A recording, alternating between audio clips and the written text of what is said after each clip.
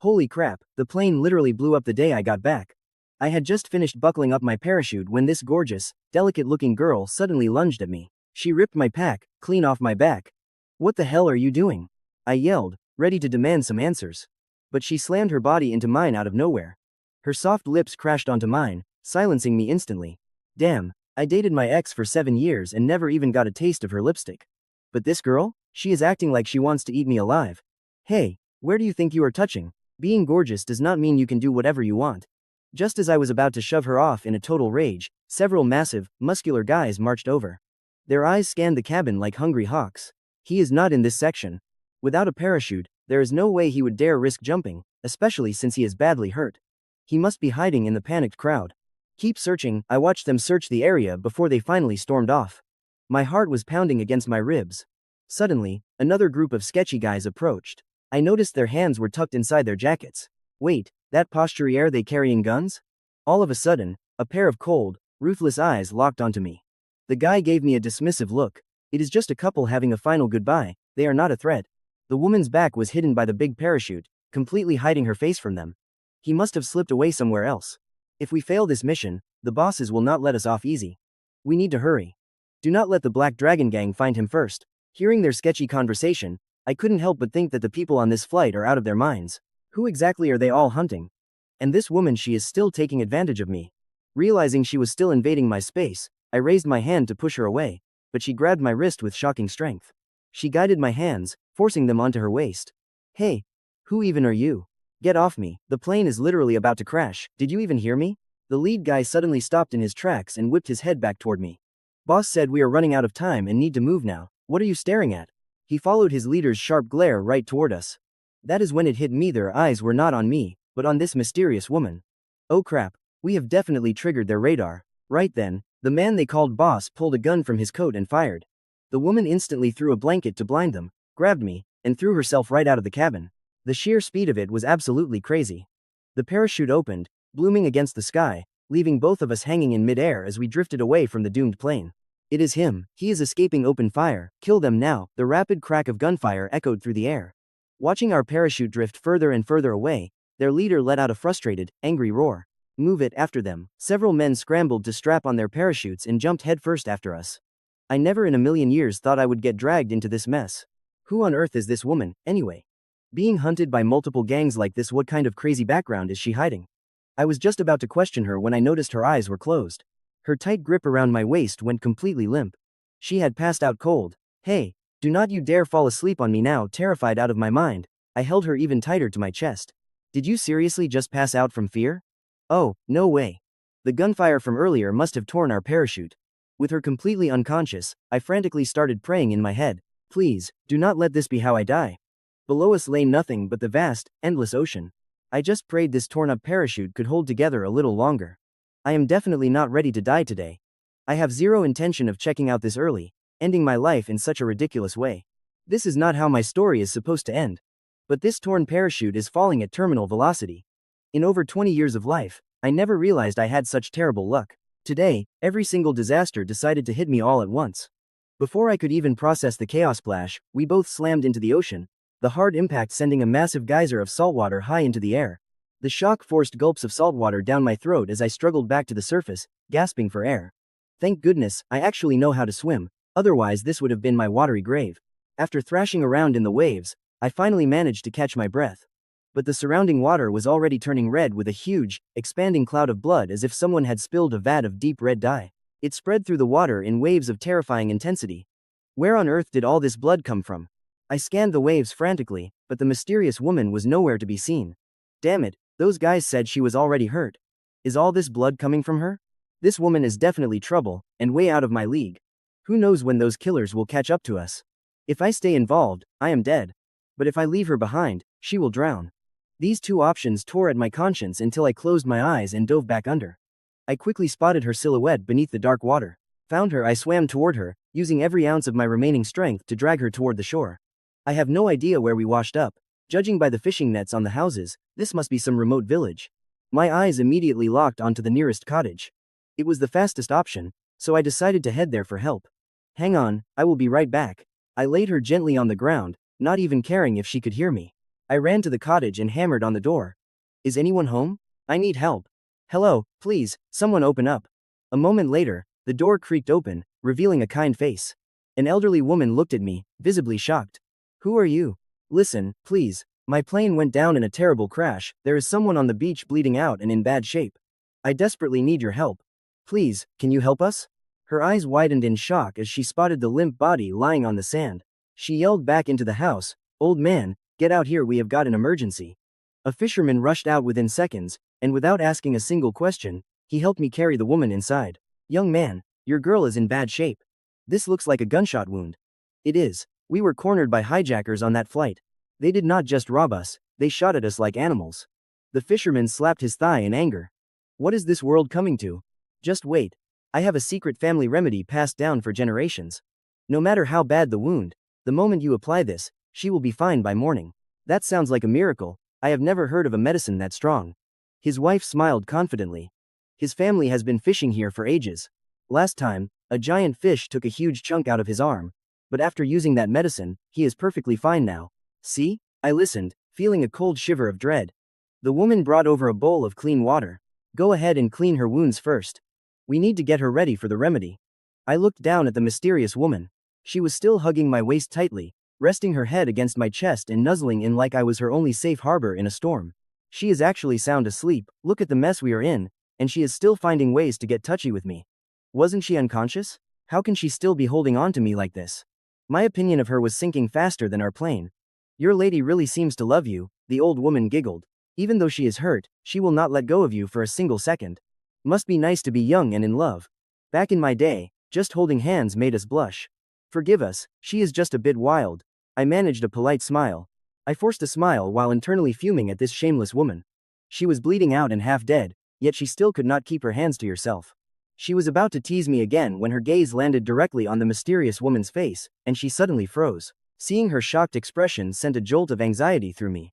Was this woman some high-profile VIP, recognizable even in this remote village?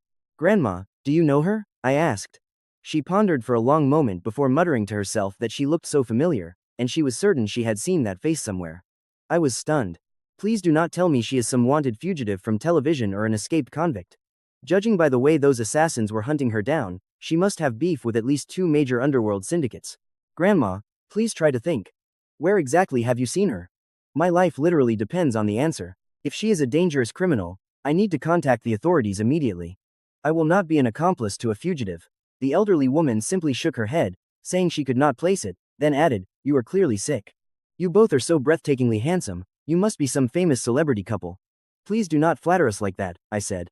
There are not many celebrities who look this pathetic. Take this medicinal powder and apply it to her. Dinner will be ready soon, and my old lady will fetch you. Thank you, I replied. I am truly sorry for all this trouble. No trouble at all, do not mention it. Once they closed the door and left, I finally turned my full attention to the woman. I gave her forehead a sharp, playful flick, making her whimper. She felt the sting of my finger, her elegant brows furrowing in discomfort. Then, I noticed dark blood beginning to seep out, a relentless crimson stream surging from her chest. Despite my massive reluctance to get involved, I carefully proceeded to remove her upper garment. I was not being a creep, I just did not want her dying right here, creating a massive homicide case. After cleaning her torso, the water in the basin was murky and dark. I dumped it out and went outside to fetch fresh, steaming water. Just as I prepared to clean her legs, my fingers reached the waistband of her trousers, and I froze in complete hesitation. Whatever, I will just give her a quick wipe down. Nothing to fear, right? But these pants are insanely tight. How am I even supposed to get them off? I spent ages agonizing over the logistics until a cold, piercing voice cut through the air. What exactly do you think you are doing?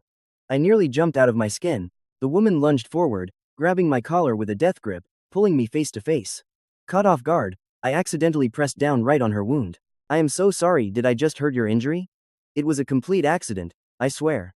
I scrambled backwards to my feet. Do not get the wrong idea. I was only trying to clean you up for the medicine. Judging by her icy glare, she had completely misinterpreted the situation. I frantically tried to explain further that her buttons were just impossible to undo. Within the depths of her luminous eyes, a mysterious, unreadable smirk began to bloom. And what exactly were you hoping to see once they were undone? That smile sent a genuine shiver of dread down my spine. You cannot possibly think I am hitting on you. I have a girlfriend back home, and I would not dream of having indecent thoughts. Spoken like a man who cannot even remove pants, yet somehow has a girlfriend. Is the world coming to an end? I felt a surge of humiliated rage. Do you think being together just means undressing each other? My girlfriend and I are strictly hands-off. We have not done a thing. Oh, trust me, I noticed on the plane. Your kissing was completely amateur hour, absolutely abysmal, total first-timer energy. She really should have kept her mouth shut about that. Hearing that made my blood boil even more. I had guarded my first kiss for years, saving it for my wedding night to give my girl my complete self. Now, this woman had snatched it for nothing. I do not need your critique. I tossed the medicine at her. She let out a playful smirk. Not going to help me? You were dying to see me a second ago. This is a once-in-a-lifetime opportunity. Not every man is privileged enough to gaze upon me. Listen, my girlfriend is 10 times the woman you are. I would rather look at her than you. That is the first time I have heard someone is better than me. Seeing me hopping mad like a frustrated kid made the corner of her mouth twitch upward.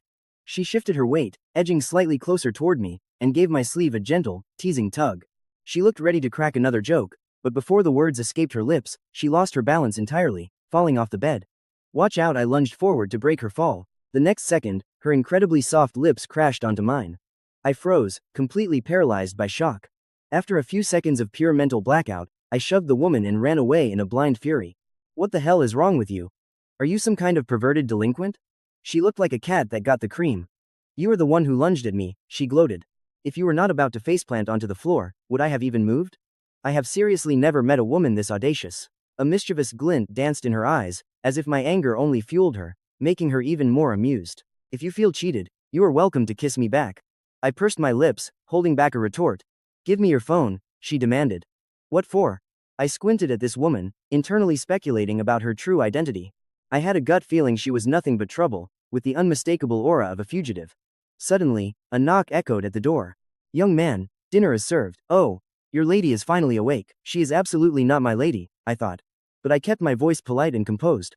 We will be right there. Sorry for the trouble, we truly appreciate the hospitality. The woman intentionally interjected.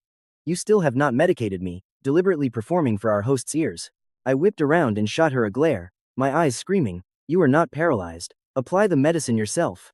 Goodness, young man, after all this time, you still have not treated your woman's wounds? Get to it immediately. It will be disastrous if infection sets in. Make sure to douse the wound in peroxide first, then sprinkle the medicinal powder over it. I will leave you two to it for now. Come out for dinner once the dressing is done. With that, she clicked the door shut. I shot the woman a look of pure resentment. She simply nodded with a smirk, clearly satisfied with how she had played the situation. I grit my teeth so hard they nearly cracked, then splashed half a bottle of peroxide onto the gash, causing a sharp, sizzling sting. The woman merely let out a soft, stifled groan. I have to admit, she has got some serious grit. Once the disinfection was finished, I applied the powder and meticulously wrapped white bandages around her. With the task finally complete, the two of us emerged from the room, one after the other, into the dining area. The fisherman and his wife were already seated, famished and waiting patiently for our arrival. As soon as we appeared, they greeted us warmly. Little girl, you are finally awake. Come on, have a seat. Dinner is served, the fisherman added with a chuckle. It is nothing fancy, just some humble home-cooked food. I hope you two do not mind. Thank you, we have already imposed on you far too much. Knowing she lacked basic manners, I took the initiative to offer our gratitude as I sat down. The woman remained standing motionless, her eyes scanning the cramped, tile-roofed shack. Where exactly am I? Her voice carried a natural, commanding authority. The lady of the house did not dare delay, offering an enthusiastic introduction. This is Fool's Village, right on the outskirts of South City. South City? I had heard of that place. It was roughly a 10-hour drive from East City. Give me a phone, now. There are no cell phones here, dear. There is one landline in the town center. I will have my husband take you tomorrow, it is only 2 hours away. With no other communication devices nearby, this village had fished for generations, staying almost entirely isolated from the outside world.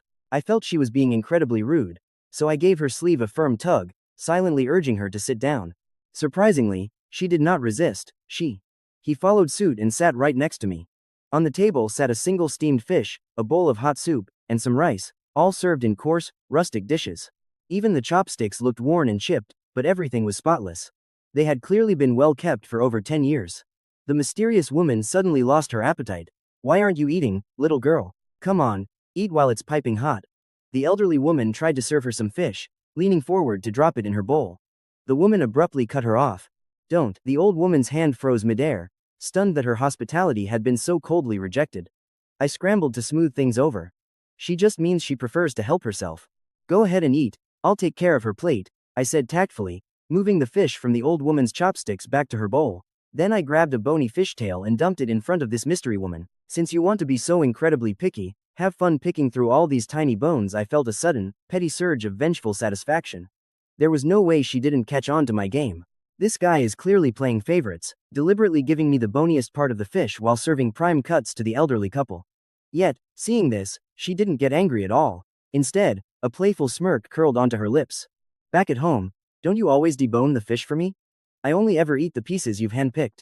I grit my teeth so hard they nearly cracked, but with our hosts watching, I had to forcefully swallow down my rising fury. Forcing a strange smile, I managed to say, "You're a grown woman, so stop being so spoiled.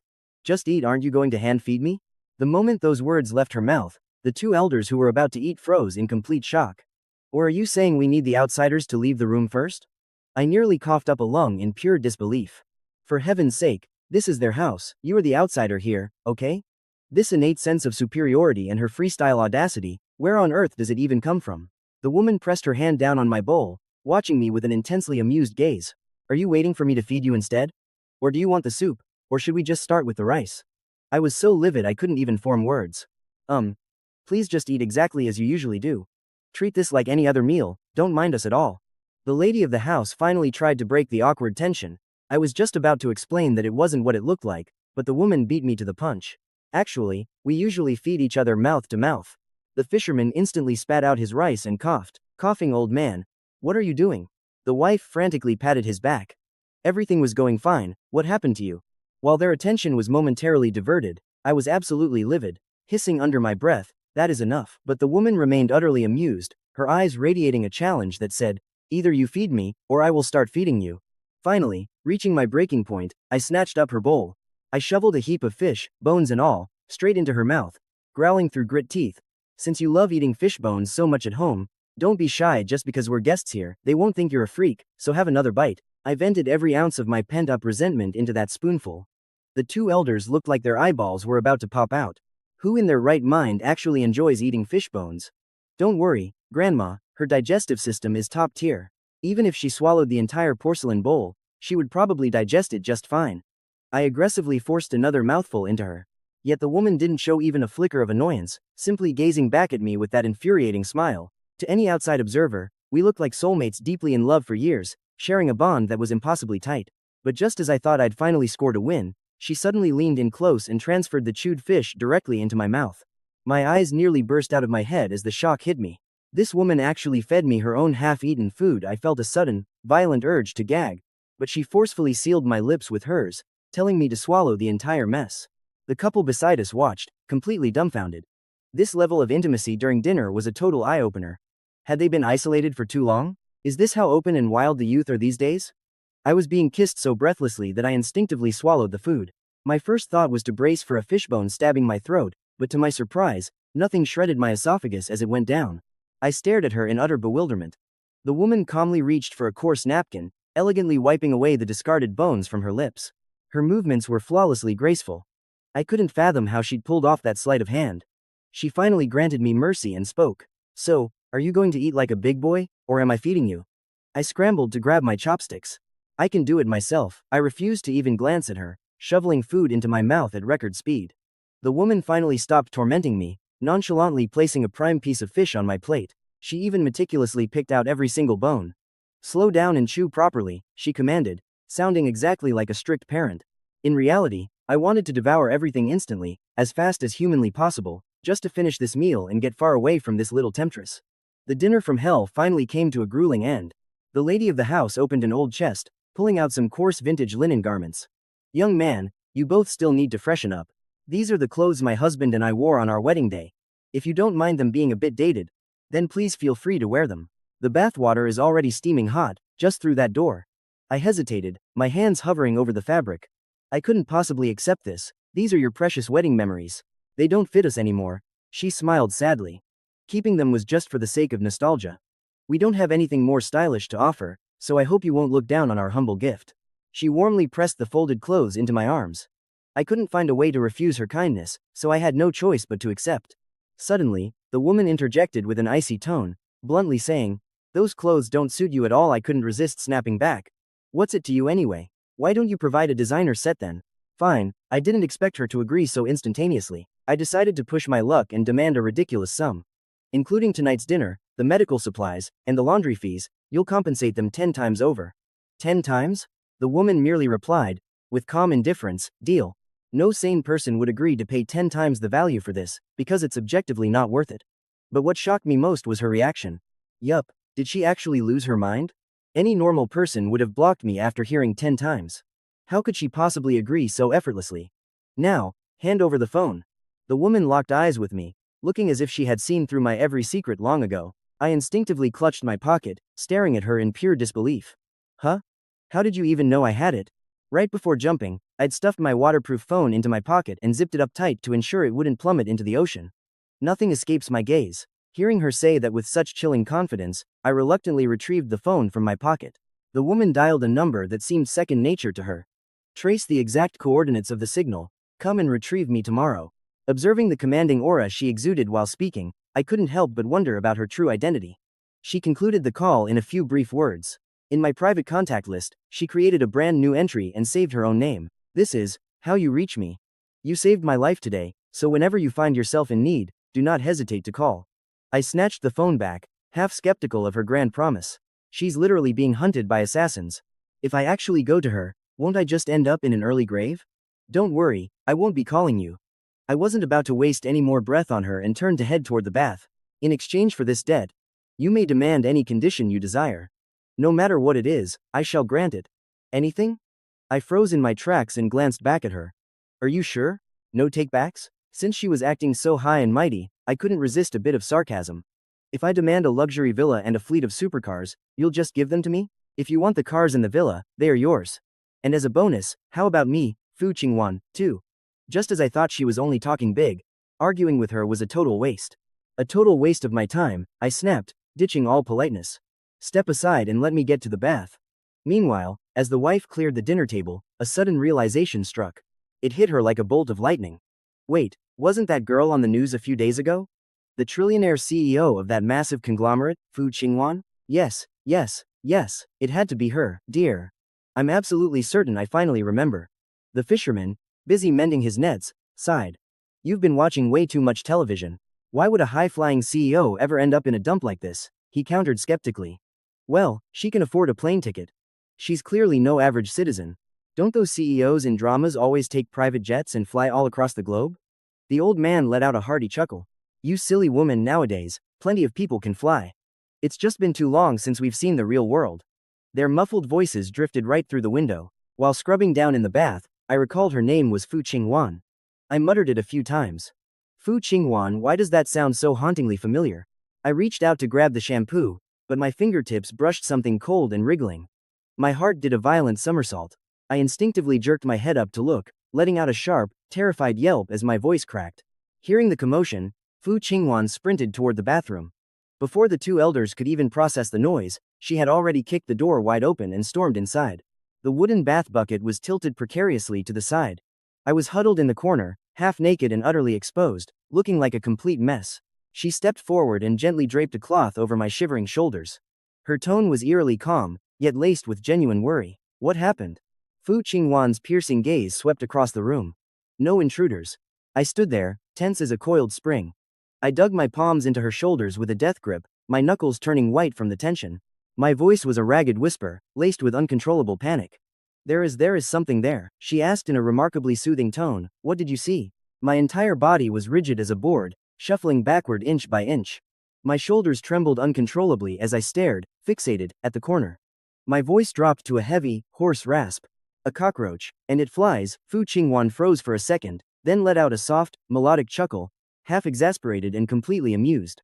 "You are actually afraid of a bug? Get it out, now." My breath was frantic, my tone bordering on a desperate command. Just the thought of touching it sent a violent shiver down my spine. Every hair on my body stood on end. Cockroaches had been my ultimate trauma since childhood. The very next second, the roach took flight from the corner, landing squarely on the window frame. My heart nearly leaped out of my chest, my face turning ghostly white. Instinctively lunging backward to escape in pure, unadulterated panic, I gripped her shoulders with agonizing force. Fu Qinghuan let out a sharp, muffled groan. It seemed my panic had yanked her chest wound. Don't move so recklessly, she warned, her voice remaining strangely gentle. The more you panic, the more it will come for you. I froze like a statue, cold sweat on my forehead. My throat felt tight. Just get me out of here. Fu Qinghuan glanced around the dim, grimy bathroom, her brow furrowing in slight distaste. Outside, the old man called out anxiously, "Young man, are you all right?" Her voice was smooth, betraying none of the chaos inside. "It is nothing, just a minor fright." She then firmly linked her arm through mine, quickly guiding me out of the bathroom and back into the safety of the bedroom. She sat me down on the edge of the bed. Is a tiny bug really worth all this drama? I was too restless to stand and too jittery to sit, my entire body trembling. My mind spiraled, haunted by that winged demon. I braced my hands against the mattress, my spine stiff as a board, desperately trying to regain my composure. Fu Qinghuan watched my rigid, struggling state, her gaze darkening. She suddenly found this terrified man who stubbornly refused to yield, unexpectedly captivating. "You take the bed tonight," she said. She knew if she did not leave immediately, she might lose control and do something reckless. But as she turned to leave, I stammered.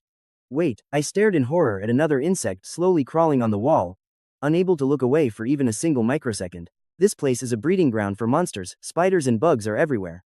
Do not tell me you are scared of every tiny crawler. Are you even a man?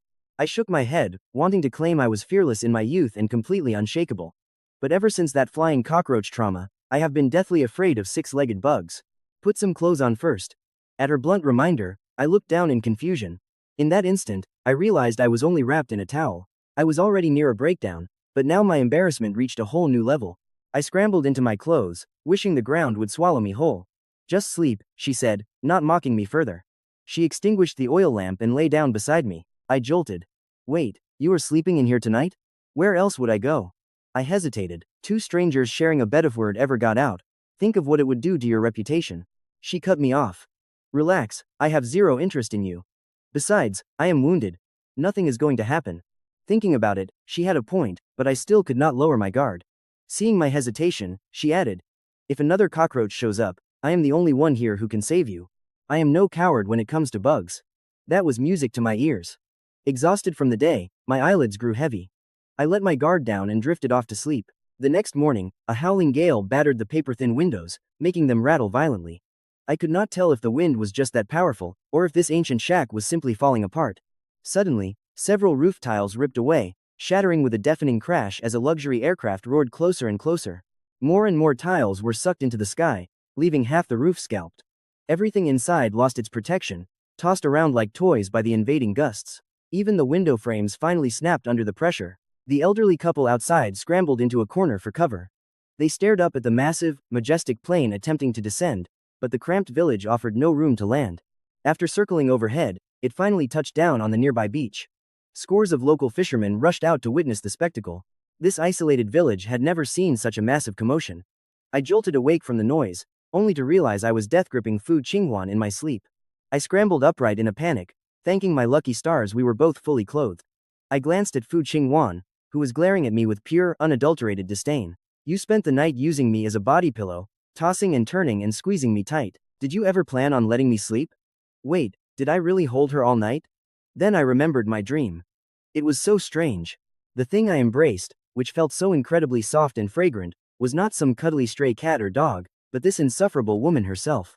"Well, why did you not just wake me up?" She claimed that waking me might unleash my primal instincts, turning a simple hug into something way more complicated. Seriously, does she always have to be so incredibly vulgar? Suddenly, my thoughts snapped back into focus. A kiss? Wait, what was that deafening roar shaking the shack just now? "My extraction team is here to pick us up," she announced, rising with effortless elegance. "Let's move."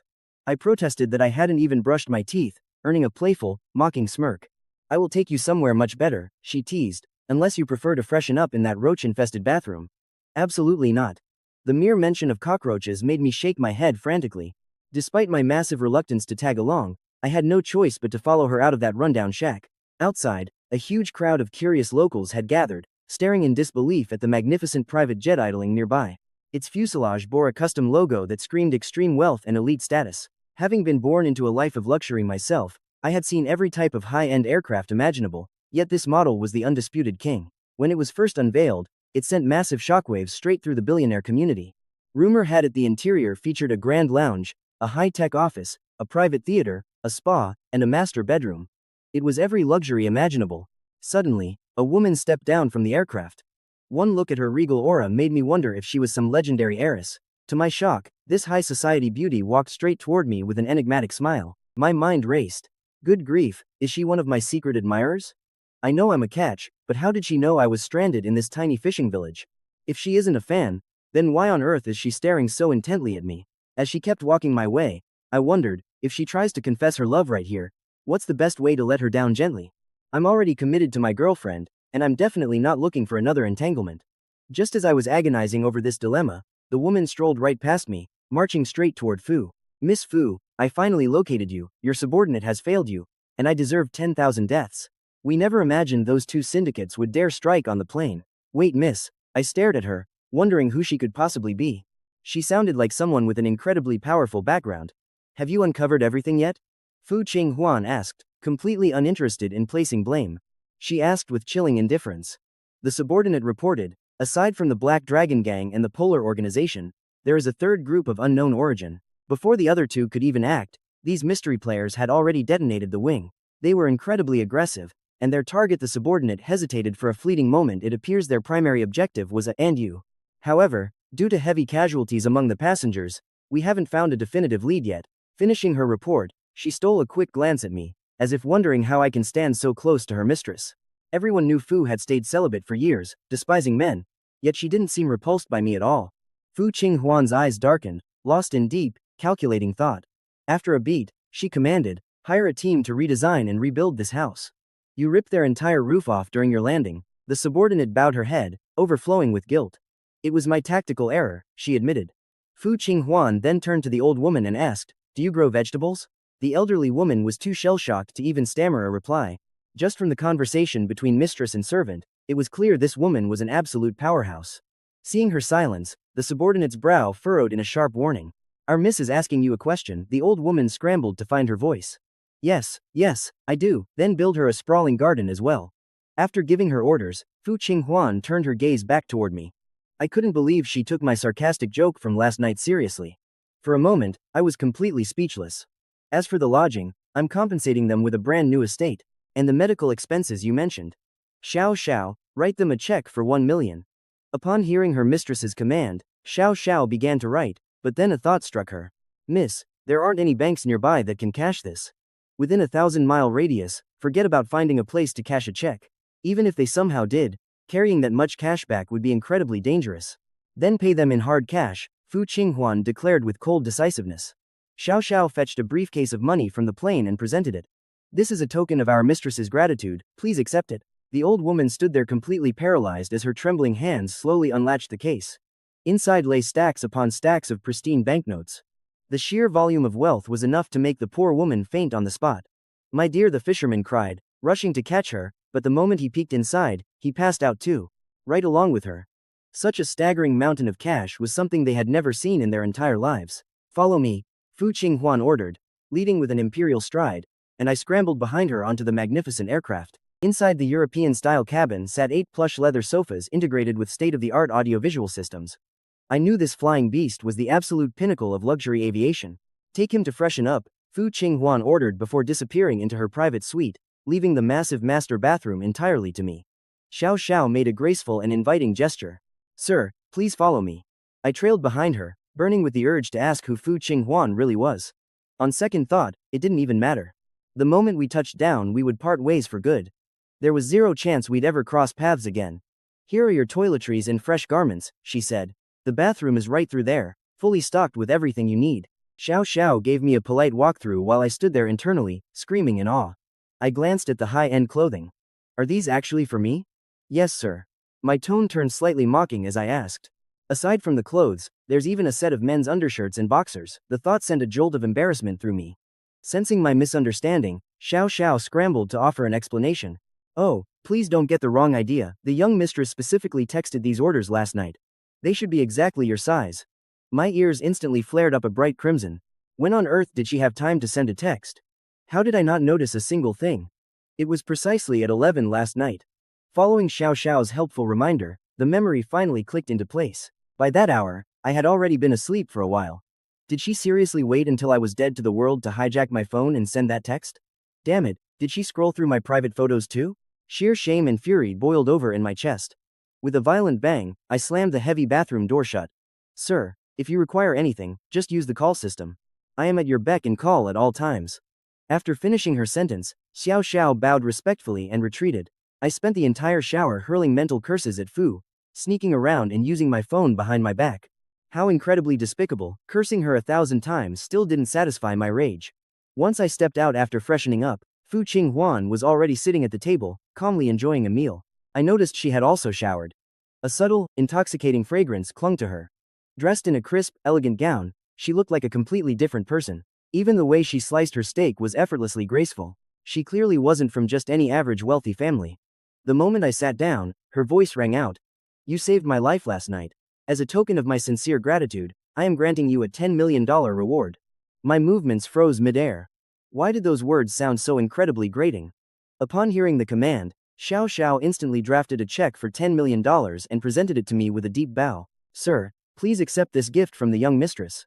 I replied with icy coldness, flatly refusing. Keep it. What I did last night was just a simple, consider it a service fee for the overnight company. The moment those words left my mouth, Xiao Xiao froze in absolute shock. Was this man actually with her young miss all night? This is earth-shattering, headline-level news. Everyone knows my young miss has avoided men for years. No male companion 7 her main assistant is a woman like me. Whenever the old master tried to play matchmaker, she'd shut him down with an icy, bone-chilling glare. Getting her to date is harder than reaching the heavens. What cosmic miracle happened yesterday?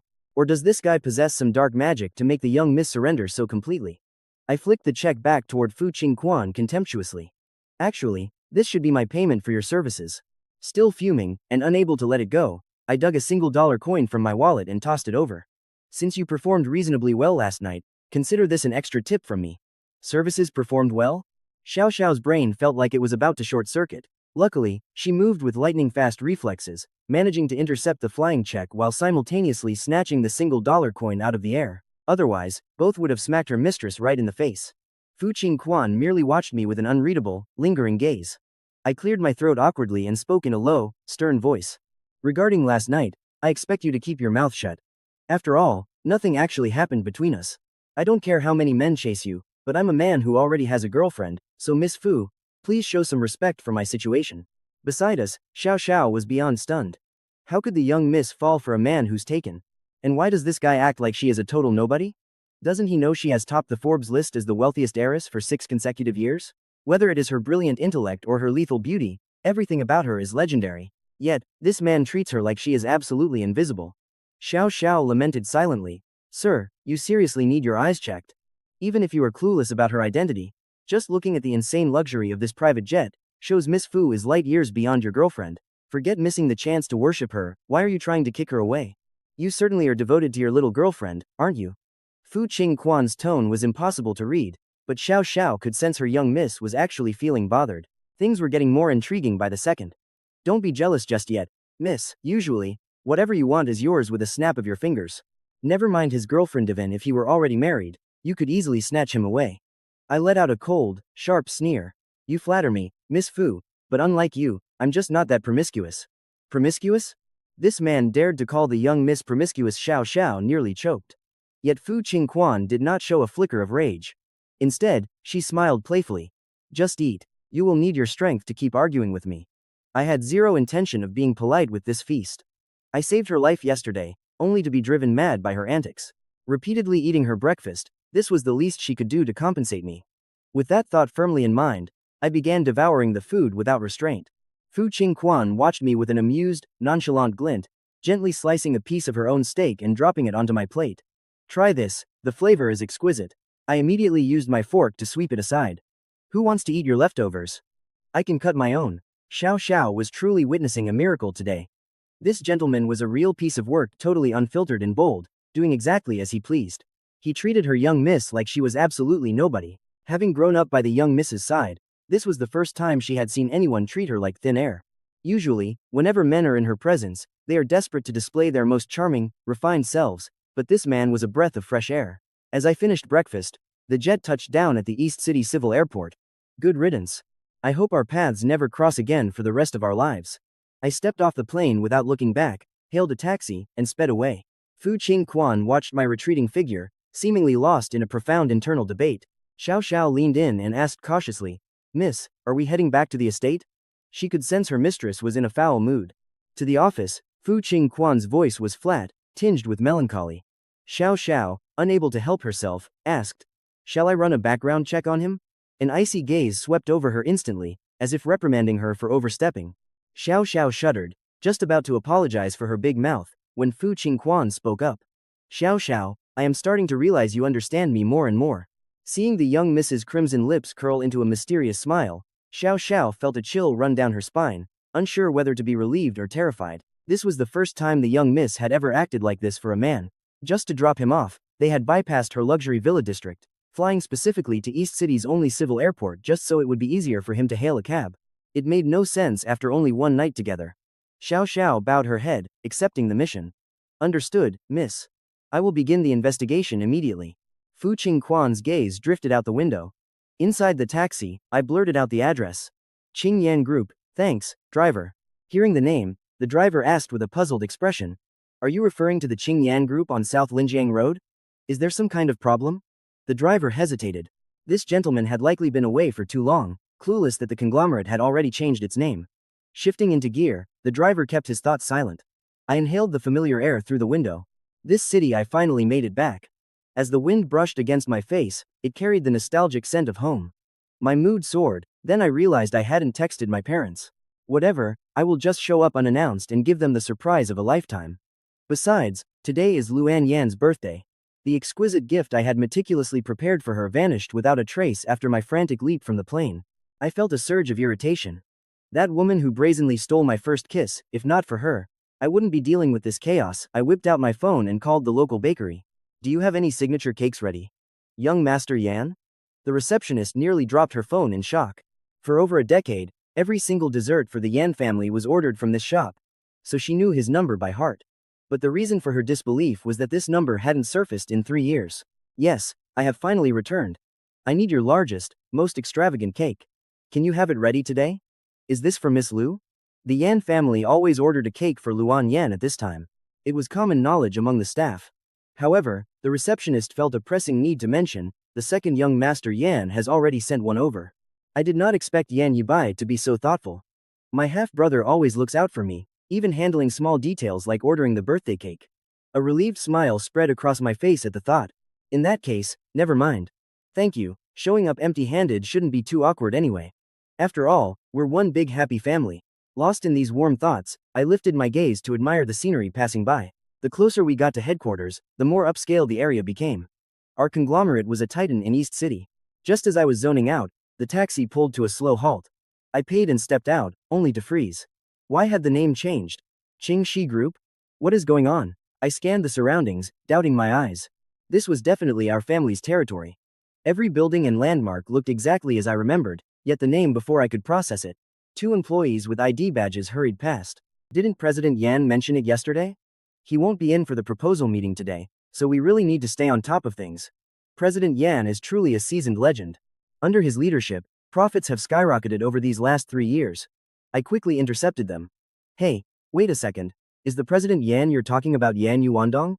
"Yes, she is." "That's right, that's him." The two shared an awkward, forced smile. "Do you suspect him?" "Oh, then it's nothing. Sorry to bother you." They gave me a weird look and hurried off. So my family's group simply underwent a rebranding. The sudden wave of doubt and anxiety that washed over me instantly faded. I marched right through the headquarters' grand entrance. "Good day, who are you here to see?" Noticing a visitor, the receptionist stood up with polished, professional courtesy. "How can I help you?" she asked with a practiced smile. "Hello, my name is Yan Chen. I'm Yan Yuandong's son and technically the executive CEO of this conglomerate. Mind passing on a message? Tell them I'm back. I just got back from abroad and I'm heading up to the office now." The moment the words left my mouth, she burst into a mocking laugh, all respect completely gone. "Sir, I think you've wandered into the wrong building. There is only one person named Yan holding an executive title here, and that is our supreme leader, Yan Yuandong, President Yan. As for being his son, he has only one heir, our board chairman, Yan Yibai. Don't people like you even do their research before lying anymore?" I stood there completely stunned. Has Yan Yibai already become chairman? When Grandpa passed away 3 years ago, the lawyer laid out the will. It was crystal clear. The 80% stake in Chongyang Group and billions in assets were for my father, Yan Yundong, and me to compete for. Whoever met the criteria first would win the right of succession. Until then, both my father and I were named co-executive CEOs, trusted to manage all of the conglomerate's daily affairs together. The will didn't even mention Yan Yibai. How could he possibly be involved in this? I forced a polite smile and asked, is there some mistake? I am telling you the absolute truth. The Yan Yibai you mentioned is my younger brother. The receptionist kept her polite corporate mask on. Oh, really? I've worked here for 3 years, and I've never heard of Chairman Yan having an older brother. But I doubled down, insisting Yan Yuandong is my biological father. Otherwise, how would I even know his personal name? The receptionist's lip twitched in annoyance. She dropped the professional act. Plenty of people know his name, but I don't know where you dug up your intel knowing our Mr. Yan was out today just so you could waltz in playing the long-lost son. Take it from me, kid, fraud is a dead end. Her condescending tone left me somewhere between laughing and crying. You have got it all wrong. I'm his legitimate, 100% real son. Sure, and I'm the secret daughter of Jack Ma. There are a million honest ways to make a living. Why choose such a pathetic scam? You're probably trying to sneak into the CEO's office. Your high-end knockoffs look perfect, but it's a shame you're just a common swindler. When I first walked in, the staff probably took me for a VIP, never imagining I was a fraud. I swear, I am not lying. My father and I are the executive CEOs of this empire. Yesterday, some other clown showed up, claiming to be Chairman Lu's boyfriend. That scene was beyond pathetic. Honestly, that lie would be more believable than yours. My confusion deepened. Wait, are you talking about Lu Nianian? Because I actually am her boyfriend. The receptionist rolled her eyes so hard she nearly passed out right then and there. And I suppose I'm the lost lover of a billionaire. You're incredibly thick-skinned, but if you don't beat it I will have security drag you out. I realized wasting my breath was completely pointless. Trying to stay patient, I said, how about you just patch me through on that phone? I'll speak to President Yan myself. It's the easiest way to verify my identity. The receptionist rolled her eyes. Listen, mister, if you keep pushing your luck like this, I'm calling the police. Get lost. Today is a massive occasion, so don't bring your bad vibes here. I pressed her further, asking what makes today so special. Oh, you really are clueless, aren't you? Today is the birthday celebration of our future lady chairman, Lu Nianian. Every top executive is at the Sky Garden celebrating. Here you are, posing as the CEO's son. Instead of wasting time, you should try to see what the real young master looks like. I knew arguing further was a waste of time. I hailed a taxi and got inside, my mind spinning with a mix of pure frustration and absolute disbelief at everything. Was that receptionist just being a jerk, or is she way too dedicated to her job? I pulled out my phone to call my parents. No answer. I tried calling my younger brother next, and then Lu Nianian. But all 4 of them, without exception, ignored me. I turned to the driver. Excuse me, sir, I have a quick question. Chongyang Group, how exactly did it become Qingshu Group? No idea, buddy. I've been driving here for 2 years, and it has always been Qingshu. Never heard of the other. Qingshu Group. I nodded slowly, dropping the subject for now. Once we arrived at the East City Grand Hotel, I made my way up toward the top floor, heading for the Sky Garden. Since I didn't have an invitation, 2 hulking security guards refused to let me pass. No matter how desperately I pleaded my case, they remained completely cold and unyielding, showing zero mercy or room for discussion. Beat it, kid. Stop loitering. I'm telling you, I am Yan Yuandong's real son. If you don't leave, we'll have to get physical. Wait, isn't this Chen? A familiar smirking face suddenly appeared before me. I looked up in surprise. Brother Hao. After 3 long years, he looked sharper than ever. The guards immediately snapped to attention, greeting him as young Master Shi. He gave a slight nod, clearly viewing them as entirely beneath his notice. Instead, he turned his full attention to me. When exactly did you land back in the country? My dramatic little sister didn't say a word. Just the other day when the old man was forcing her to marry, she used you as a shield. She told him to find someone who looked exactly like you. We nearly died laughing. Oh, come on, Brother Hao cut me some slack and stopped teasing. You've been making me the butt of your jokes since childhood. How is this a joke? To have my sister chase you for 3 years straight, you've officially shattered her record for the longest chase. You really are a tough nut to crack. Hao chuckled, clapping my shoulder. Brother Hao, seriously, enough with the games. You arrived just in time. These guys don't believe who I am, and I need you to vouch for me so I can get in. Hao tapped his chin with a playful smirk. And what do I get out of this? Consider it a massive personal favor. I promise to repay you down the line. As long as it is within my power, just ask. Now, Did you guards see clearly? If you value your jobs, get out of our way. Clueless that I was truly the Yan family's eldest son, the guards scrambled to step aside. Thanking Hao, I prepared to make my grand entrance, only to hear him murmur, "But Chen, your timing today couldn't be worse." Brother Hao, I have no idea what you're hinting at. From what I've gathered, scandalous drama is about to unfold on that stage. I love chaos, but if it weren't a total disaster, I wouldn't have shown up. I was left completely in the dark. With a sudden click, the house lights plunged into total darkness, leaving only a sharp spotlight focused right on the center stage. My father, Yan Yuandong, stood there, beaming with a wide grin. "I have a wonderful announcement regarding my son's wedding," his voice boomed. The crowd hushed in anticipation, holding their breath. Wait, a corporate merger? Since when? A massive wave of shock suddenly hit me. Confusion and intense curiosity gnawed at me. Was my father seriously announcing my engagement to Nianian without telling me first? As the crowd buzzed with excitement, he called out, "Please welcome the future bride of the Yan family, Lu Nianian." My father, Yan Yuandong, led the crowd in a thunderous round of applause while I stood quietly in the shadows. Clapping along with the rest, I stared. After 3 years apart, Lu Nianian looked slimmer, more delicate. That gentle signature smile played on her lips, making her look absolutely ethereal. So real, yet so breathtakingly perfect. Just looking at her from across the room made my heart ache. "And now, let us welcome my son, Yan Yubai, to the stage," Yan Yuandong announced. His voice boomed through the speakers, and the entire ballroom erupted into loud cheers. Yan Yubai stepped into the spotlight with a confident smirk. 3 years had definitely changed my brother. He carried himself with a sharp, mature edge now. But then, the unthinkable happened. Lu Nianyan's hand slipped naturally into Yibai's grasp. They gazed at each other with undeniable, intense passion. They radiated the energy of a couple deeply in love. The shock hit my chest like a physical blow. My knees buckled, and I nearly collapsed, staggering back in a complete daze. How was this possible? My own girlfriend and my brother were announcing their union. Suddenly, someone caught me before I fell. Can't handle a little handholding? Trust me, the real show hasn't even started. Yan Yuandong's boisterous laughter boomed through the hall. On this spectacular day, I announced the union of our families. My son, Yan Yubai, will wed the heir of the Lu family, Lu Nianyan.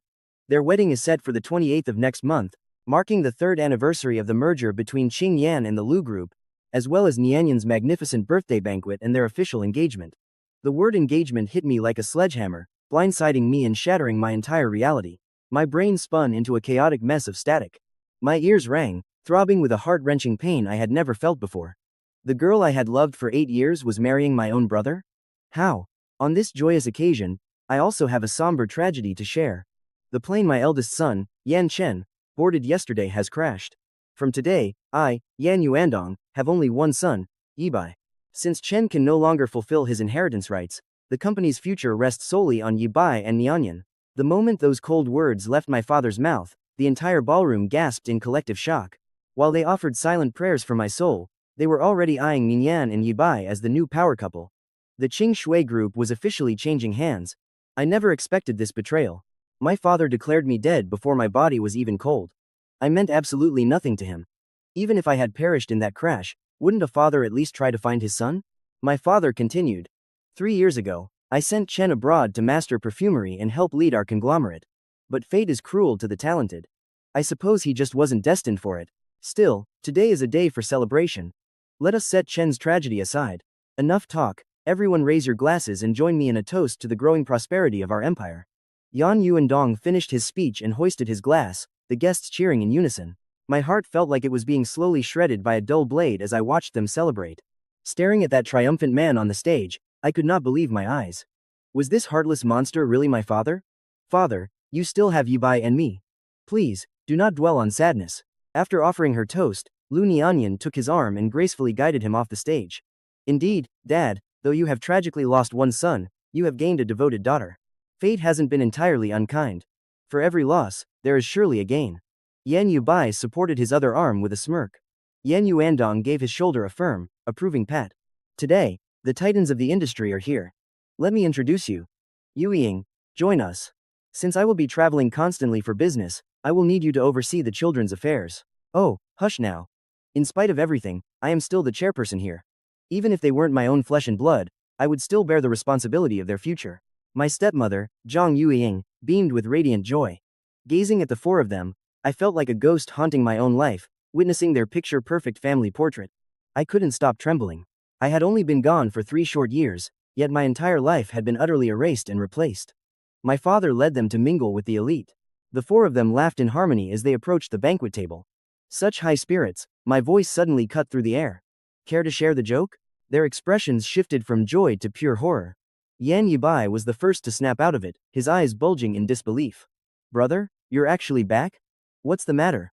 Am I not welcome? You're alive? Is that a wish for my death? I just meant it is impossible. Yibai never dreamed I would return from the grave. Beside him, my father's face went equally pale. Chen, wasn't your flight involved in a catastrophic crash? The reports said there were no survivors. I let out a cold, hollow laugh. So, you didn't even bother to search, and simply signed my death warrant instead. The agony I felt was indescribable. My own father had announced my passing without a single tremor of grief in his voice. Yuang, sensing the tension, offered a scolding smile. Chen, you really are a naughty boy. If you survived that horrific crash, you should have called home immediately to report your safety. You have no idea how we have been worried sick. We didn't sleep a wink last night. Is that so? Because from where I'm standing, you all look incredibly refreshed. Not like people who lost a single minute of sleep. I lifted my gaze, my voice dripping with venom. Weren't you actually celebrating, knowing you'd inherit everything? Yan Yuandong, noticing my rising hostility, barked an immediate reprimand.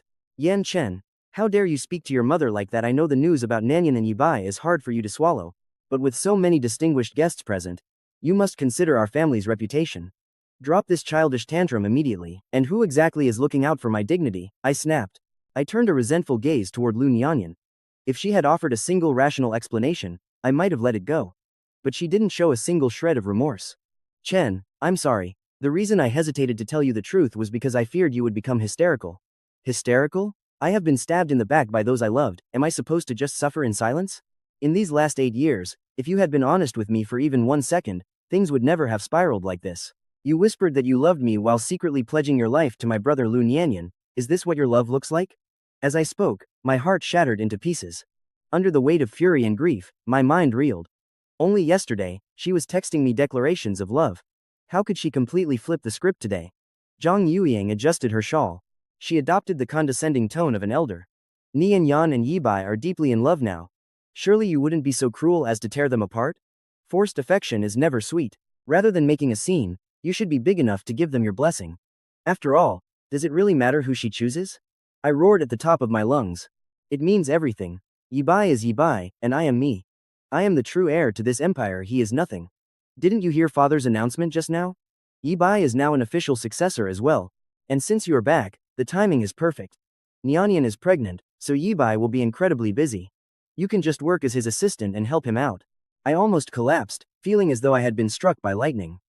All of you, I never imagined they would have a child already. Brother, in just a few months, my baby will be born. You will be an uncle soon, aren't you thrilled? Yibai spoke with a smug, provocative glint in his eyes. I saw right through his act. Brother, you have been studying abroad since childhood, and you are so highly educated. Why don't you do me a favor and name my child? Yan Yibai knew exactly how much agony I was in, yet he rubbed salt into my bleeding wounds. That sounds like a fantastic idea, Yan Wendong agreed with a nod. Chen, if you feel uneasy, we will have the baby call you godfather, so the naming rights are all yours. What do you say? I let out a hollow, icy laugh. Was this supposed to be charity? If this nightmare had not unfolded, I would never have known my family was so shameless. Then let's call him Yan Jianli, I sneered, dripping with sarcasm. A name meaning he will drift away from you. Zhang Yueying snapped in anger. Yan Chen, were all your years of etiquette lessons for nothing? Auntie, teach yourself first, I spat. I watched as a glass of wine was raised toward me. Since you are back, won't you toast us? Yan Yibai maintained his polished, gentlemanly facade. I am truly glad you made it back alive. Nianyan and I really need your blessing. I let out a cold, sarcastic laugh and said, then I wish you a life of complete infertility, with your house filled with another man's bastards. With that, I savagely threw the wine directly in his face. Lu Nianyan gasped, shrinking back in horror. Brother Chen, you have gone too far. No matter what, Yibai is your own flesh and blood. How can you be so heartless? You are devoid of any class. Yan Wendong never expected me to commit such a scandalous act, but I felt no regret. Instead, I reached for another glass of wine and strode straight toward Lu Nianyan. I offer this toast to us. May we remain enemies until we rot. I flicked my wrist, splashing the liquid over her. Zhang Yueying lunged to intercept, but it was already too late. The crimson wine splattered, ruining Lu Nianyan's makeup. Watching my father and my ex-girlfriend tend to another man with such desperate concern, my heart throbbed with agonizing pain. Were these really the family I once knew? I smashed the crystal glass onto the floor, glaring with pure hatred at the Yans. I hissed each word with venom. This shattered glass represents our bond broken beyond repair and gone forever. From this moment on, consider every tie between us cut. Go walk your golden path to hell, and I will cross my own bridge. Like a wounded lone wolf, I vanished from their sight. Outside, a torrential rainstorm had erupted. I walked blindly into the deluge, heartbroken, accepting the world's freezing baptism. It is time to wake up. I was a naive fool for 8 years, but this nightmare ends tonight.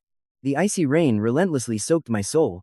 I let out a hollow, miserable roar of laughter, realizing my life was a pathetic joke. My laughter quickly dissolved into bitter, salty tears. The storm drenched me to the bone as I spiraled into agonizing despair. Cars swerved around me, horns blaring in fury. Get off the road, you psycho. If you want to die, go crawl in a ditch. Don't get blood on my car, get out of the way. Are you deaf?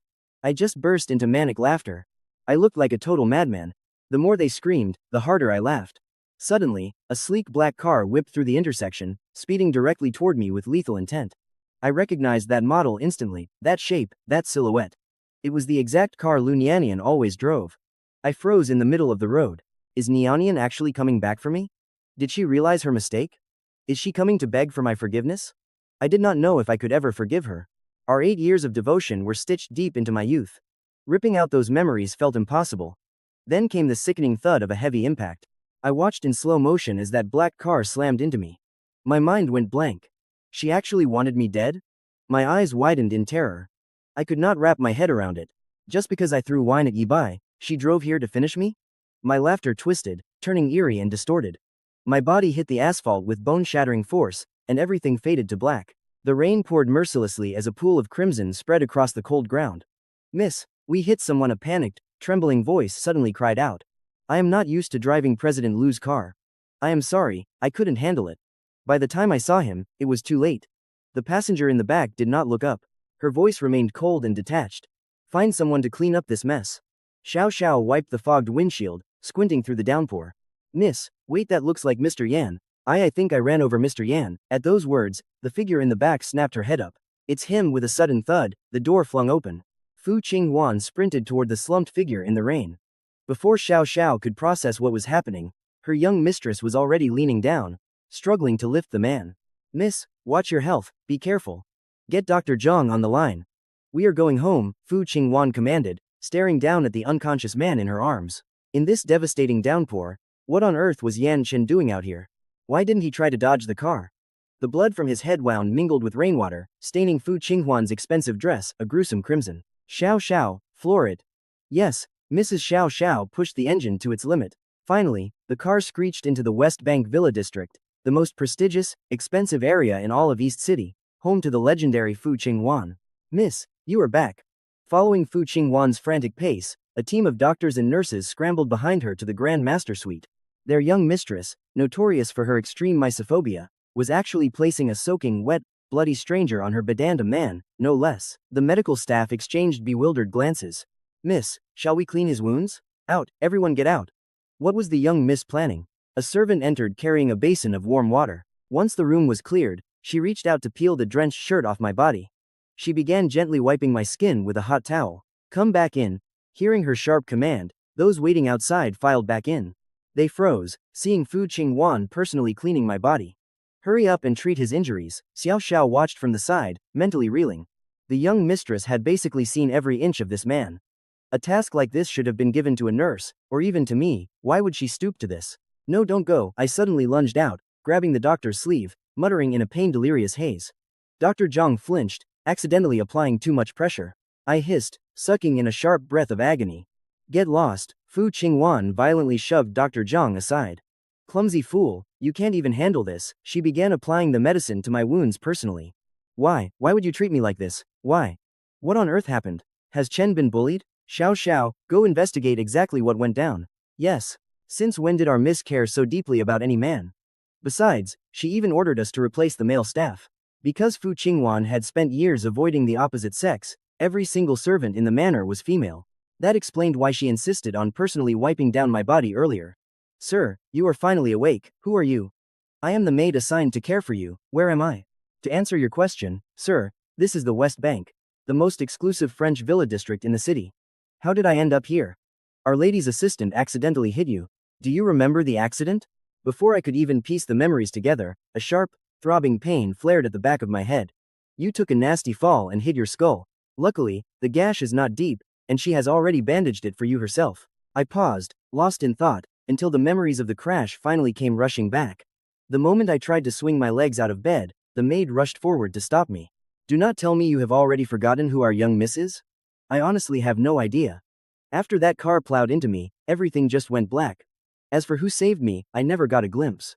And your mistress? She is taking a bath. She got soaked in the heavy storm while bringing you back. Suddenly, I realized I was wearing only a bathrobe. What is this about? Sir, your clothes were completely soaked. It was an emergency, and to keep your fever from worsening, we took the liberty of changing you into this robe. But how exactly did I get changed? Did you do this? Sir, do you feel any pain anywhere else? No, I am fine. Wait, where are my clothes? They have been washed and are in the drying room. Please wait a moment. I will go grab them for you. The maid bowed deeply before quickly leaving the room. I carefully looked around. The entire bedroom was filled with an air of exquisite, high-end luxury. Even the maids carried themselves with elegant grace, proving the owner of this estate held incredible status. Even if the person who hit me was not Lu Nianyan, my 8 years of devotion had grown into a massive tree in my heart. Now that it was brutally torn out, the agony made even breathing painful. Sir, your clothes are here. They are still a little damp. Are you sure you want to wear them? I gave a quiet nod of approval. You can go. I will handle the rest myself. Just as I was about to take off my robe, a sultry, seductive voice echoed through the room. The door swung wide open. I heard you finally came back to life. A slender, elegant figure stepped inside. I never expected anyone to barge in like this. You? What are you doing here? The woman curled her red lips into a smirk. This is my house, after all. What? I froze for a few stunned seconds. Get out, the woman giggled softly. Is that how you treat your savior? Besides, it is not like there is anything to look at anyway. Why the drama? What do you mean nothing to see? Damn it, did your parents not teach you manners? You should knock before coming in. Why should I knock on my own bedroom door? My disbelief reached a whole new level. This is your room? Those damp clothes in your hands are not even dry. Unless you want your fever to worsen, strip them off. Honestly, I came to bring you clean clothes only to get yelled at by a guest. What is this world coming to? I shook my head, trying to clear the fog. I really did have a fever. No wonder my head was spinning. In that case, so you were the one who saved me? Yeah. I realized my tone had been too harsh. No matter what, I really appreciate you saving my life. It is late, so I will be going now. Leave? And where do you think you are going? I already ran a full background check on you. I know exactly what happened at the Sky Garden, including the whole messy situation. I can just find a hotel. At this late hour, if someone sees you leaving my estate alone, they will think I kicked you out like a dog. Do you want to ruin my reputation? I silently scoffed. She is literally being hunted by 2 rival gangs. What reputation does she even have left? Still, I could tell she just wanted me to recover here first. Consider your debt for my rescue paid. Stay here until you find a permanent place to live. Fu Qinghuan added one more thing before turning to walk away. And do not worry, I have absolutely zero interest in scrawny little monkeys. A scrawny monkey? Did she seriously just call me that? Is your head still hurting? No, I am fine. Then get some rest while I check on dinner. I looked down at the brand new clothes in my hands. Were these sizes and styles bought specifically for me? As the thought crossed my mind, I quickly dismissed it with a shake of my head. She probably has men over all the time, so she likely keeps every size in stock. I wanted to take a hot shower, but then I caught a glimpse of my ghostly pale face in the mirror. With a face like this, who could love me? It is only natural that Lu Nianyan fell for someone else. Just thinking about her made my heart ache with a sharp, agonizing pain. 8 years of pure devotion had turned into a jagged blade stabbing deep into my chest. I lost track of time until Fu Qinghuan knocked on the bedroom door. Come down to eat. Wait, Chen, did you fall asleep in there? She opened the door, seeing only the warm yellow light from the bathroom. Thick steam was pouring through the cracks of the door. Fu Qinghuan was about to turn away when the bathroom emergency alarm suddenly blared. She knew instantly something was terribly wrong and frantically rattled the door handle, only to find it locked from the inside. Chen, can you hear me? Open up. As she forced it, steam rushed out. I lay collapsed on the cold tiles. Fu Qinghuan rushed forward and shook me. Chen, wake up, doctor. Get the doctor in here, redress his wounds immediately. Yes. I am changing the bandages now. You foolish man, blacking out in the shower the second I look away, You fall apart. Miss, his wound is infected, causing a dangerously high fever. I am afraid I do not care what it takes, break his fever, make sure he lives in the land of the living. Understood. I lost track of time, but I finally forced my heavy, blurry eyes open. The room felt so suffocatingly warm. You are awake. Do you feel any pain? I gave a slow, dazed nod, then weakly shook my head. Nianyan, I shook my head hard, trying to focus my eyes on the woman standing before me. I struggled to prop myself up. Is your head still hurting? I nodded blankly, staring at the blurry figure before me in complete shock. What is wrong? Is the pain that bad? I will have Dr. John come back in to check on you. How could that terrible woman do this to me? Why him, of all people? Why did she have to love my own brother? And they even had a child together. Fu Qinghuan frowned. Was Chen really mistaking her for Lu Nianyan? She is just one woman. Forget her. The world is full of them. It is not the same. My Nianyan is different. You said you were in pain. Let me call the doctor. It is no use. The pain is right here in my heart. Why do you not love me anymore? Tell me what I did wrong. Whatever it is, I will change. In the next heartbeat, I lunged forward, pulling Fu Qinghuan into a desperate, tight embrace. Fu Qinghuan felt a sudden rush of heat as her vision started to blur. Chen will be mine eventually, but not like this. Right now, he does not even know who I am. When I finally opened my eyes the next morning, the bedroom was completely empty. I vaguely remembered passing out in the shower. As for what happened after that, I was left completely in the dark. Just then, a maid cleaning the hallway saw me coming downstairs. Mr. Yan, you are awake, let me show you to breakfast. There is no need. Where is your mistress? The maid smiled knowingly. The miss left at dawn for a major interview. An interview? Just as my confusion started to build, a financial news channel and news segment flashed across the screen. The legendary female tycoon, a sole heiress topping Forbes for 6 straight years. That is our incredible mistress. No wonder her name sounded so familiar. She is the powerhouse CEO of Chen Wang Group. I had imagined many identities for her, but this completely shattered my expectations. Our miss is truly one of a kind, isn't she? If a man like you stood by her side, you two would have the most gorgeous babies. Trying to dodge the subject, I asked. Do you know where my phone is? It got completely waterlogged yesterday. Don't worry, we sent it out for repairs and it is back now, sitting right in the room you just left. Thanks.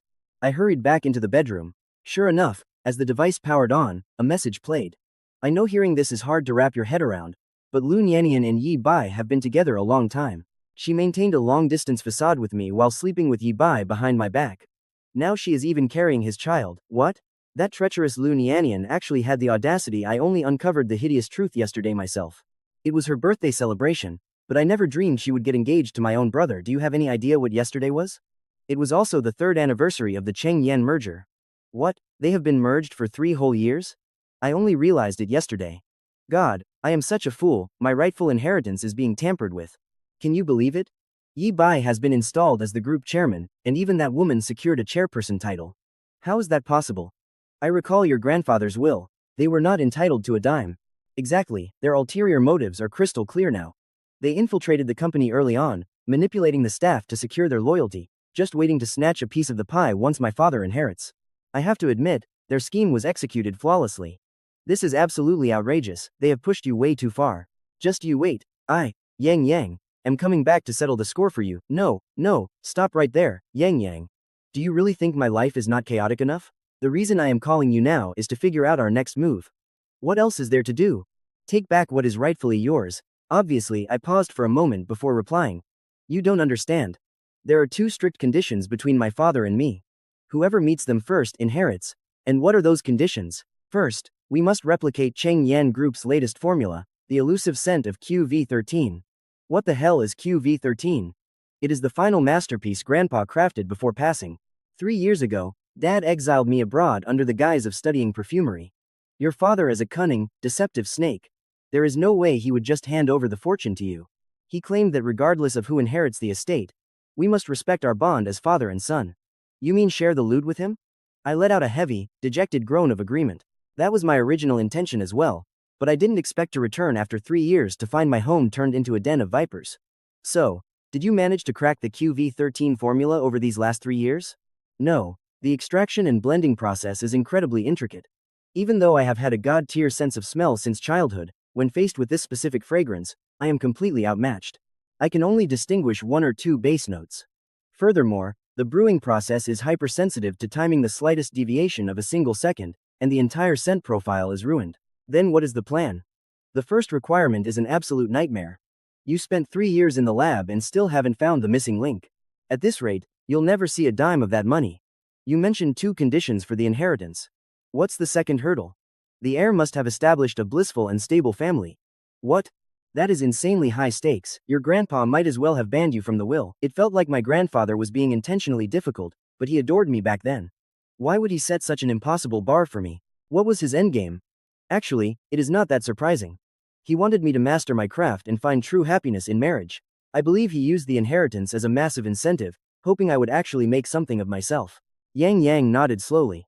When you put it that way, it does make some sense. A wave of anxiety washed over me. Dad has already checked off the second condition. He has a family and a wife now. He is only missing that first requirement. If he manages to replicate QV13 before I do, the Cheng Yan Group grandpa's multi-billion-dollar life's work will fall directly into the hands of my stepmother and Yi Bai. Grandpa will never rest in peace if that happens. So, what's your move? I replied in a low, somber tone. Dad has been running the group for the past 3 years. No one remembers that he and I technically hold the same rank. We are both acting CEOs of the conglomerate. My fear is the staff already views him as the sole leader. To block me from coming back to claim my birthright, my stepmother has likely filled the group with her own puppets. I might not even get to sit in the CEO's chair before being unceremoniously kicked out. What about the will? Just slap the legal documents in their faces. You think that will work? The will is stashed at the manor. When I went abroad, I didn't take it with me. So you're going back to reclaim it now? Damn right, you absolutely have to go back and get it. Just like you said, the Cheng Yan Group was your grandfather's entire life. No matter what, you must snatch it back from them. If it falls into the hands of those outsiders, your grandfather will never rest in peace. You were right. This was always meant to be my legacy. Why should I hand it over on a silver platter? If this were the past, I would have given my inheritance to my father without a second thought. But everything has changed now. He is no longer the doting father I once knew. Or perhaps he was never a good man to begin with, and I was simply too blind to see it. It's time for a long overdue homecoming, and I refuse to let anyone see even a flicker of weakness. Mr. Yan, are you attempting to leave? The young miss gave strict orders. Until you make a full recovery, you are not permitted to step foot outside. I am just heading out to get some fresh air. Besides, since when does she have the right to dictate my freedom? If you disappear on my watch, I will have no way to explain this to the miss. Let me call and report this first. If she decides to play the blame game and marks us as completely incompetent, our lives won't be worth living anymore. You are making your mistress sound like some kind of monster. Is she really that terrifying? The servant gave a hesitant, shaky nod. Worse than any monster you can imagine. You have only seen her gentle and patient side, Mr. Yan. When she truly loses her temper, the entire city of Dongcheng trembles in fear. If she is really that scary, then I will be the one to break the news to her. Don't worry, the fallout won't land on you. Walking down the driveway, I prepared to call Fu Qinghuan. The device suddenly vibrated in my palm. A string of unfamiliar digits flashed on the screen. Usually, I would ghost a random number like this, but I had a gut feeling it was Fu Qinghuan calling. Hello? Which person? Do you still recall this young miss, Zhen? Why the hell is it you? Glad to see I am still renting space in your head. I knew I left a lasting impression on you. Why didn't you mention you were back in the country? Didn't you need me to pick you up? I only need one thing from you. Stay the hell away from me. The further, the better. Ahau must have leaked my return to her. Otherwise, there is no way she'd be stalking me already. The second I declined the call, a sports car screeched to a halt right in front of me. Brother Chen, it's been a minute, hasn't it? Chen, you look absolutely drained. Did something unpleasant happen to you? None of your damn business. I veered onto another path, refusing to give her the time of day. How did she even track me to this location? Was it that phone call just now? GPS tracking? Damn it, ever since our school days, this woman has clung to me like industrial strength glue. No matter what I did, I could never shake her. Going abroad finally gave me 3 years of blissful peace and quiet. I didn't expect her to start hounding me the moment I landed, this two-timing trash chasing me. With every other guy staring her way, her roster is practically infinite. How could a woman like that be interested in me? Where are you heading, Yan Chen? To ride together. If only I could make this man mine, life would be perfect. Brother, where are you going? Let me give you a lift. I shot her a cold, skeptical look, still as manipulative as ever. Scheming constantly. Your filter is broken as usual, and your taste is still just as eccentric, Miss Shu.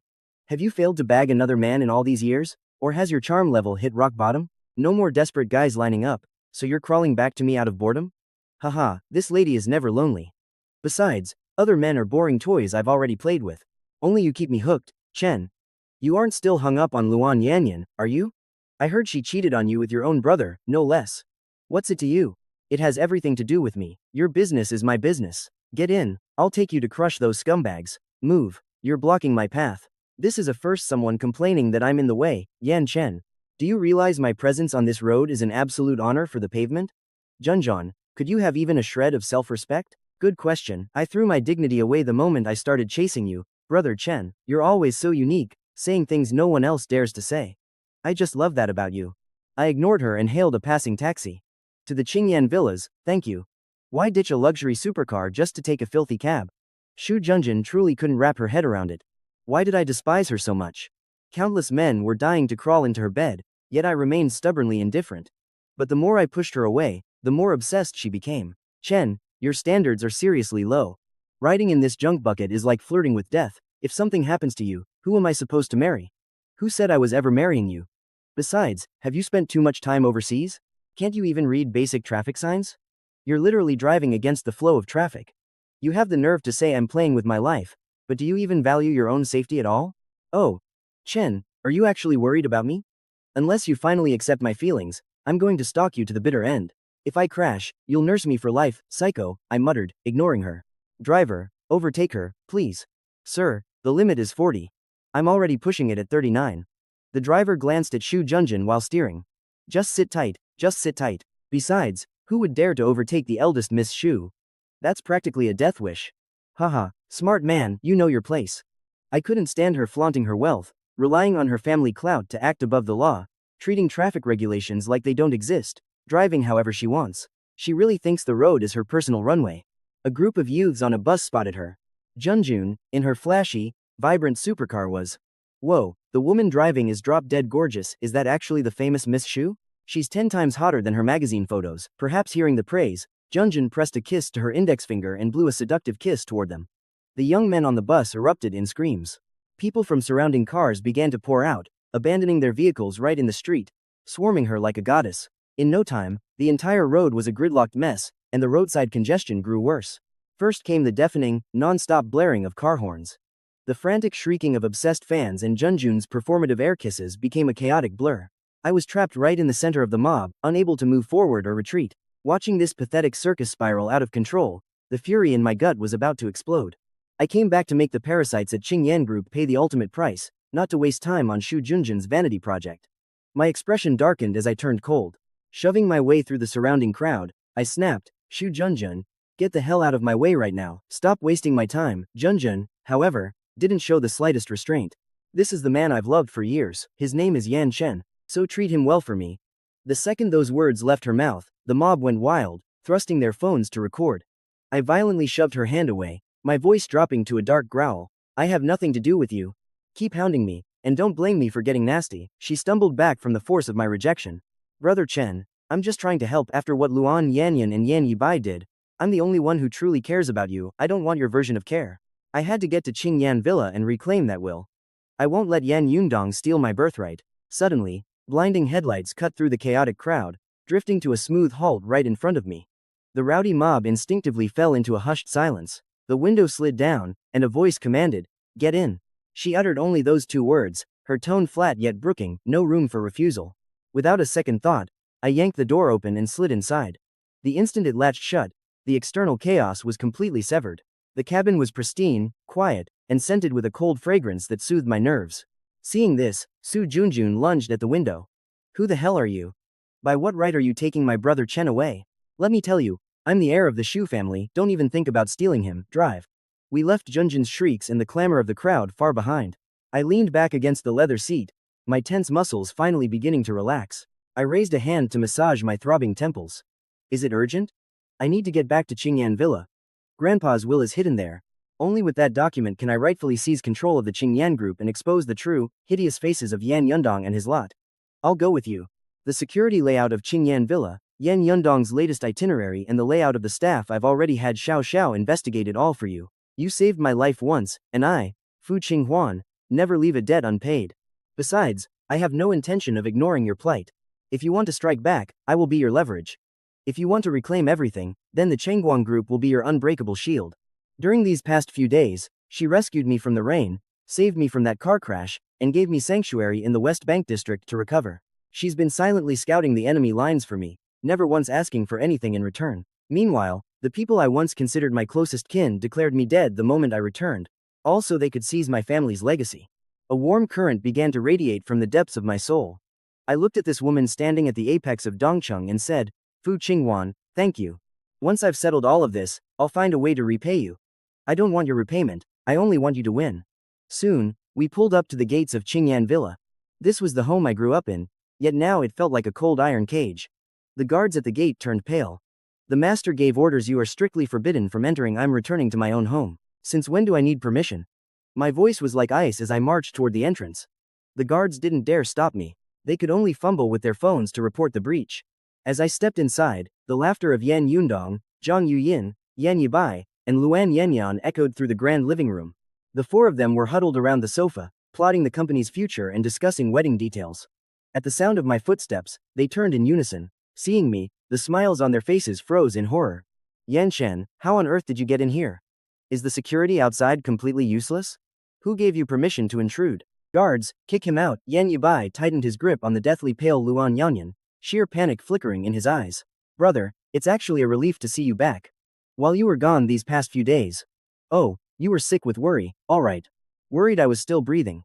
Worried I'd block you from seizing my inheritance, ruin your pathetic little wedding, and stop you from stealing the Qingyan group. Chen, I know I messed up, but our love is real. We only hid the truth because we didn't want you worrying while abroad. Can't you find it in your heart to forgive me? Forgive you? You trampled on 8 years of my devotion, had a scandalous affair with my brother, got pregnant, and watched them announce my death without saying a word. Do you honestly think you deserve forgiveness? Stop spouting this absolute nonsense. The Qingyan group belongs to Yueyang and me now. It has nothing to do with you anymore. Your grandfather's will was invalidated long ago. Just then, Xiao Xiao stepped forward and presented a file. Yan Yundong, you illegally tampered with the final will, embezzled billions in corporate assets, and conspired with outsiders to betray the veteran staff. The Cheng Wang Group has already secured every shred of evidence. Furthermore, regarding Grandpa's secret QV13 perfume formula, I have successfully replicated the masterpiece. With the condition to establish a family now within my reach, I fully satisfy every requirement for the inheritance. I slammed the original will and certification on the table. Yan Yundong's face turned a ghostly shade of white as he collapsed onto the sofa in defeat. Zhang Yuiying began to tremble uncontrollably, her arrogant smirk completely vanished. Yan Yibai's eyes darted around frantically, lacking the courage to even look me in the eye. Lunianian suffered a total mental breakdown, slumping to the floor in a mess of bitter tears. Right then, the shrill wail of police sirens echoed from outside. Fu Qinghuan spoke with a chillingly calm voice. Suspected embezzlement of corporate funds, commercial fraud, and forgery of legal documents. The authorities have officially arrived. Officers stormed the living room, brandishing arrest warrants for everyone to see, and began leading Yan Yundong, Zhang Yueying, and Yan Yibai away in handcuffs. Because of her active role in the conspiracy, Lunianian was also taken into custody to assist the investigation. Awaiting them is the hammer of justice and public scorn. Evil has finally met its bitter end. They schemed until the very last second to strip me of everything, only to end up rotting behind iron bars. Standing in the now empty, cavernous living room, I exhaled a long, heavy sigh of relief. The suffocating darkness that crushed my heart for 3 years had finally vanished.